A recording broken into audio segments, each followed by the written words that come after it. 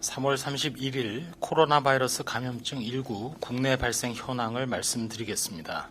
총 누적 확진 환자 수는 9,786명이며 이 중에 해외 유입은 518명입니다.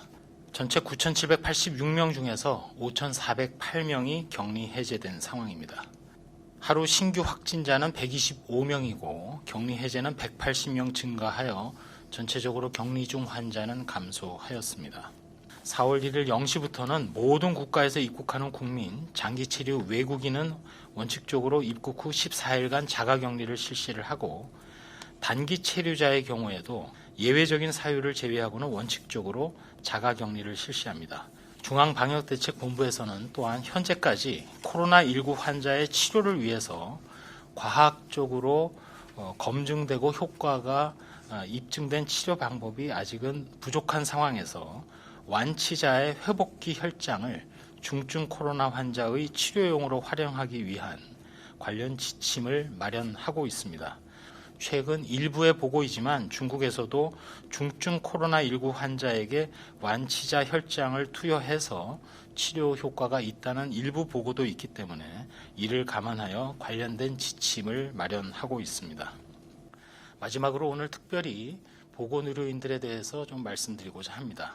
특히 대구 경북 지역의 코로나19 감염병 재난 현장에서 감염의 위험을 무릅쓰고 진단검사와 치료에 헌신하고 또한 대규모 감염 통제에 성과를 낸 대구 경북 지역의 의료진과 자발적 파견으로 도움을 준 모든 보건의료인들께 다시 한번 깊은 감사의 말씀을 드립니다.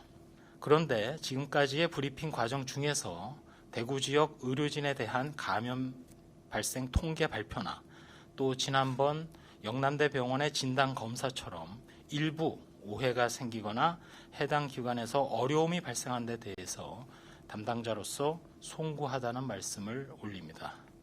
앞으로 보건의료계 및 전문가 등과 함께 지금까지처럼 계속 긴밀히 협력하고 정보를 공유하면서 더욱 코로나 방역에 매진해서 유행을 극복하고 국민 여러분들께 건강한 일상을 돌려드리도록 최선을 다하겠습니다.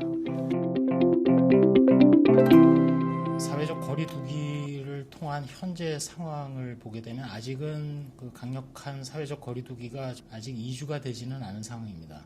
지금 국내 상황을 보게 되면 전체 환자 발생 중에서 해외에서의 유입이나 또는 이미 확정된 어떤 유행의 확진자와의 접촉자 중에 발생하는 것을 빼고 지역사회에서 전파 경로를 잘 모르는 비율 자체가 지난 2주간의 분석을 보면 조금씩 감소를 하는 것처럼 보이는데 그 비율이 한 9% 정도로 분석을 하고 있습니다. 따라서 전체 국민들의 또 관련된 시설이나 기관의 적극적인 협조로 강력한 사회적 거리 두기는 어느 정도는 분명히 효과를 거두고 있는 것은 사실입니다. 근데 그럼에도 불구하고 그걸 통해서 전체적인 코로나19 발생을 다 없앤다는 것은 사실은 힘든 것 또한 사실입니다. 지금 초, 중, 고 이외에 대학교는 이미 개학을 하고 온라인 강의 등 코로나19 사태에 대응하는 알맞은 적응과 변화를 보여온 것이 사실입니다.